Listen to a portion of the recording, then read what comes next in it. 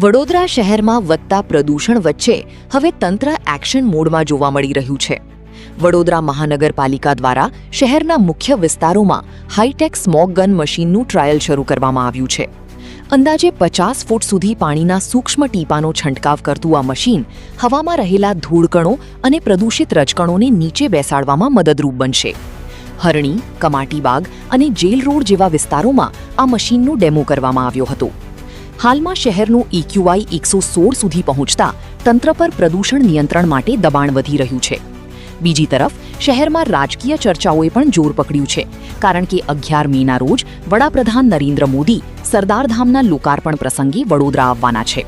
ત્યારે સવાલ એ પણ ઉઠી રહ્યો છે કે શું VIP મુલાકાત પહેલા શહેરને ધૂળમુક્ત અને સ્વચ્છ દેખાડવા માટે આ કામગીરી તેજ બની છે? જો કે તંત્રનો દાવો છે કે NCAP અંતર્ગત લાંબા ગાળાના પ્રદૂષણ નિયંત્રણ માટે સ્મોગ ગન મશીનનું ટ્રાયલ અને અસરકારકતા ચકાસવાની પ્રક્રિયા હાથ ધરવામાં આવી રહી છે.